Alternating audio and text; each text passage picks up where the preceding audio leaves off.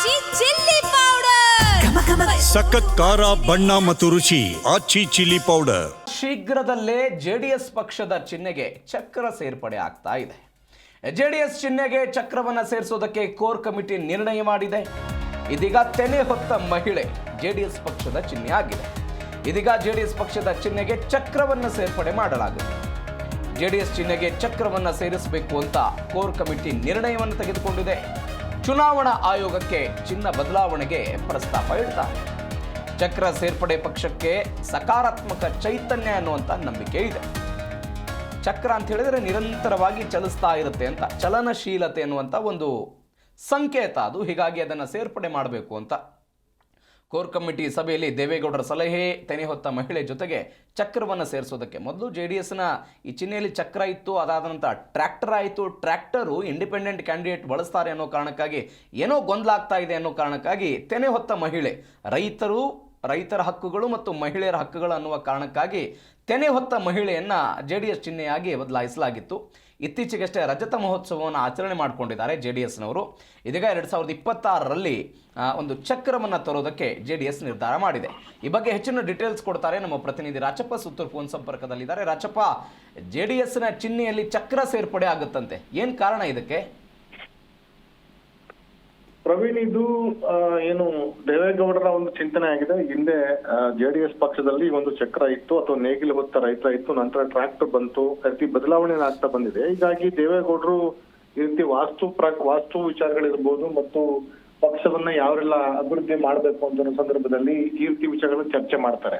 ವಿಶೇಷವಾಗಿ ಪಕ್ಷದ ಹೆಸರು ಇರ್ಬೋದು ಮತ್ತೆ ಪಕ್ಷದ ಚಿಹ್ನೆ ಇರ್ಬೋದು, ಪ್ರತಿಯೊಂದು ಸಹ ಶುಭ ಸೂಚಕವಾಗಿರ್ಬೇಕು ಅಂತ ಅನ್ನೋದು, ಮತ್ತು ಇವನ್ ಕಲರು ಸಹ, ಅದ್ರ ಗ್ರೀನ್ ಕಲರ್ ಏನು ಯೂಸ್ ಮಾಡ್ತಿದ್ದಾರೆ, ಆ ಕಲರು ಸಹ ಪಕ್ಷಕ್ಕೆ ಶುಭ ಸೂಚಕ ಅಂತ ಅನ್ನೋದು. ಆ ಒಂದು ಹಿನ್ನೆಲೆಯಲ್ಲಿ ದೇವೇಗೌಡರು ನಿನ್ನೆ ನಡೆದಂತ ಕೋರ್ ಕಮಿಟಿ ಸಭೆಯಲ್ಲಿ ಈ ಒಂದು ಚರ್ಚೆ ನಡೆದಿದೆ. ಈ ಹಿಂದೆ JDS ಪಕ್ಷದ ಚಿಹ್ನೆಯಲ್ಲಿ ಟ್ರ್ಯಾಕ್ಟರ್ ಚಿಹ್ನೆಯಲ್ಲಿ ಈ ಒಂದು ಚಕ್ರ ಸೂಚನೆ ಇತ್ತು. ಚಕ್ರ ಅಂತಂದ್ರೆ ಪಥ ಬದಲಾವಣೆ ಅಥವಾ ಅದು ರನ್ನಿಂಗ್ ಅಲ್ಲಿ ಇದೆ ಅಂತ ಅನ್ನೋದು. ಈಗ ಪಕ್ಷ ಬಹುತೇಕ ಸ್ಟಾಗ್ನೇಟ್ ಮೋಡ್ಗೆ ಹೋಗಿದೆ. ಅಂದ್ರೆ ಬಹುತೇಕ ಪಕ್ಷದಲ್ಲಿ ಯಾವುದೇ ಆಕ್ಟಿವಿಟೀಸ್ಗಳು ಸರಿಯಾಗಿ ನಡೀತಾ ಇಲ್ಲ, ಪಕ್ಷ ಸಂಘಟನೆ ಸರಿಯಾಗಿ ಆಗ್ತಾ ಇಲ್ಲ. ಸಂಪೂರ್ಣ ಬಹುತೇಕ JDS ನಾಯಕರು ಪಕ್ಷವನ್ನು ತೊರೆದು ಬೇರೆ ಬೇರೆ ಪಕ್ಷಗಳು ಸೇರ್ತಾ ಇದ್ದಾರೆ.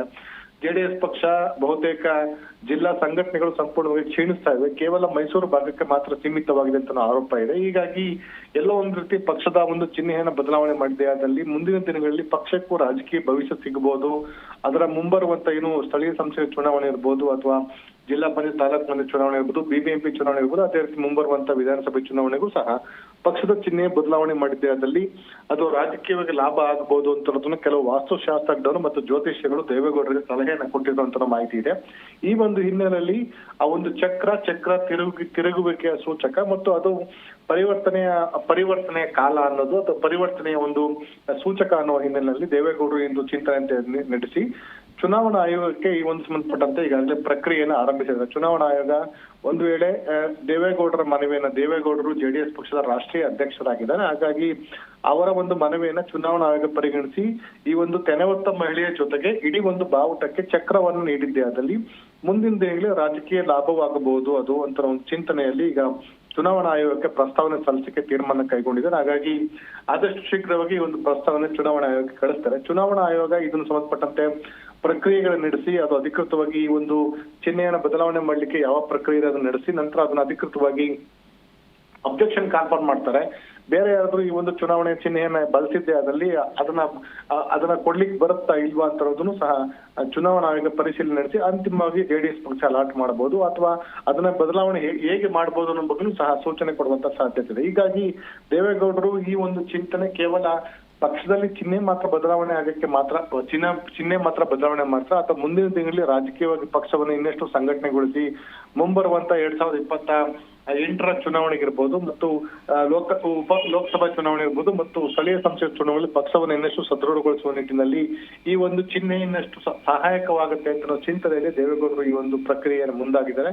ಹಾಗಾಗಿ ಇದು ಮುಂದಿನ ತಿಂಗಳಲ್ಲಿ ಇದೆಷ್ಟು ಮಟ್ಟಿಗೆ ಪಕ್ಷಕ್ಕೆ ಆ ಶಕ್ತಿಯನ್ನು ತುಂಬುತ್ತೆ ಅಥವಾ ನಿಜಕ್ಕೂ ಆ ಚಕ್ರ JDS ನಲ್ಲಿ ಪರಿವರ್ತನೆಯನ್ನ ತರುತ್ತಾ ಅಂತ ಅನ್ನೋದನ್ನ ಕಾದ್ ನೋಡ್ಬೇಕಾಗಿದೆ. Praveen. Okay Rachappa, thank you ನಿಮ್ಮೆಲ್ಲ ಡೀಟೇಲ್ಸ್ಗೆ.